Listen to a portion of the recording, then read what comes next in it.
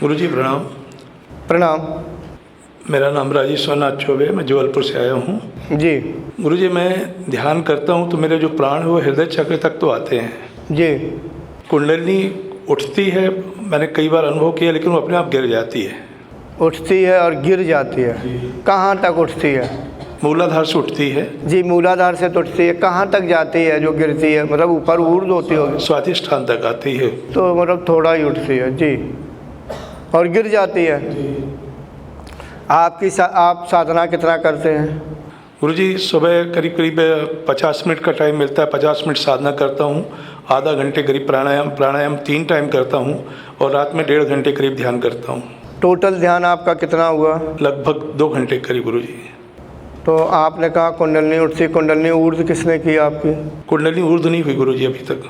जी, ऊर्ध्व किसी ने नहीं की गुरुजी। अच्छा, आपको अनुभूति आती है, गिरती है।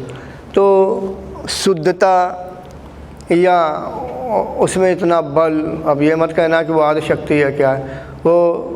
अभ्यासी जिसके शरीर में विद्यमान है उसकी योग्यता के अनुसार उसमें बल होता है। बल यानी ऊर्ध्व होने के लिए, आगे के लिए, मार्ग प्रशस्त होने के लिए शुद्धता नहीं होती। मेन बात है स्वयं साधक की शुद्धता नहीं होती। ऊपर तक जाती होगी, गिरती है या फिर आकर के मूलाधार में बैठ जाती है। क्या होती है गिरने का मतलब? क्या मतलब? गई और फिर मूलाधार में आकर के बैठ जाती है।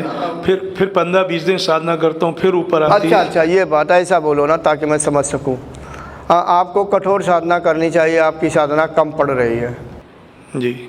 साधना बढ़ाइए, प्राणायाम बढ़ाइए, संसार में सात्विक व्यवहार कीजिए। कुल मिलाकर के आपको साधना करनी होगी। जी गुरुजी। ठीक है, कठोर साधना कीजिए और अपनी स्वच्छता बढ़ाइए। ठीक है जी गुरुजी। प्रणाम गुरुजी। प्रणाम। गुरुजी प्रणाम।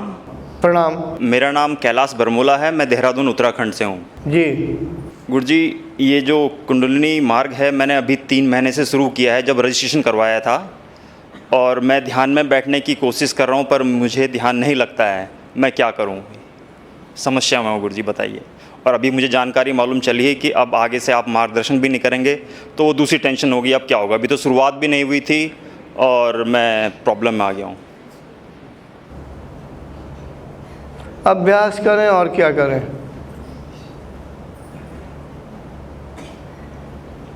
अभ्यास करिए ना, अभ्यास से ही सब कुछ होता है।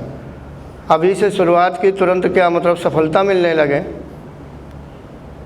मैं समझा नहीं कि आप क्या चाहते हैं। मैं ये चाहता हूँ कि क्या मैं गलत कर रहा हूँ कुछ चीज़ें की, मतलब स्टार्ट किया अभी 3 महीने से और ध्यान ही, मतलब विचार इतने ज़्यादा आ रहे हैं कि जो ध्यान है वो लग ही नहीं रहा है।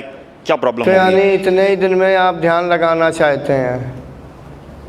यानी स्कूल गए हुए 2 महीने हुए और विद्वान पुरुष बनना चाहते हैं, डॉक्टर इंजीनियर का प्रमाण पत्र लेना चाहते हैं?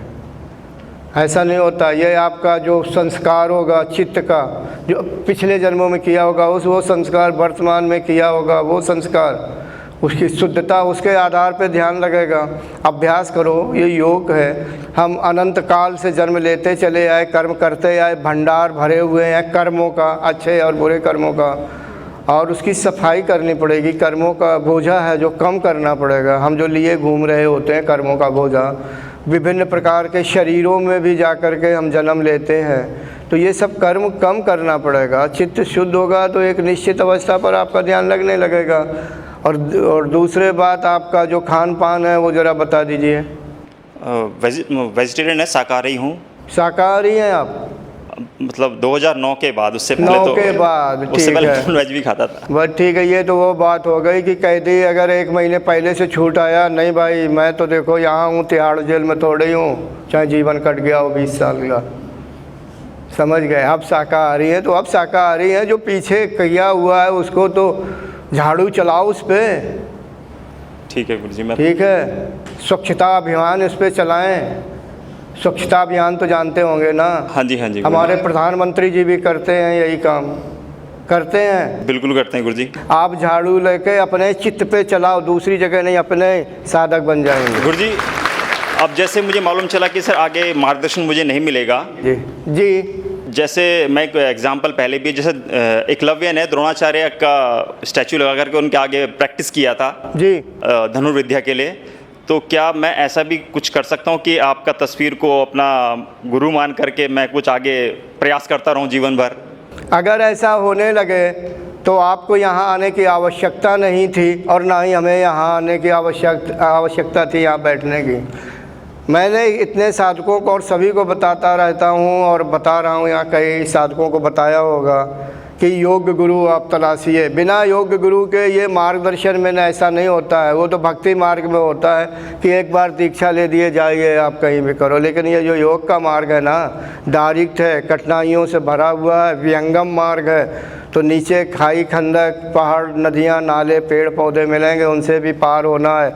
गुरु ही उसका मार्ग बताता है, समझाता है। जब परेशानी आती है तो सुलझाने का तरीका बताता है कि ऐसा करो ऐसा करो, क्योंकि वो अनुभवी है ना, ये सब पार कर चुका है। हाँ जी। उसके बिना आगे नहीं बढ़ता है। ऐसा नहीं होता तो गुरु का कोई महत्व नहीं होता, सब घर में कर लिए होते हैं। गुरुजी, बड़ी मुश्किल से आप मिले थे और अब टेंशन हो गई। तो मैं क्या करूं कि आप मिले। पहले आप क्यों नहीं मिले? पहले मिल जाते। आपने ढूंढा ही नहीं तो मैं मिलता कहाँ से? ये मैं भी अपने आप से पूछ रहा हूँ पिछले 2-3 दिन से कि मैं क्यों इतना लेट हो गया हूँ, लेकिन मेरे पास कोई जवाब नहीं आ रहा है। चलो, आपके प्रश्न का उत्तर हो गया। अगला साधक। ठीक है, धन्यवाद जी। Thanks for watching. Remember to like, comment and subscribe.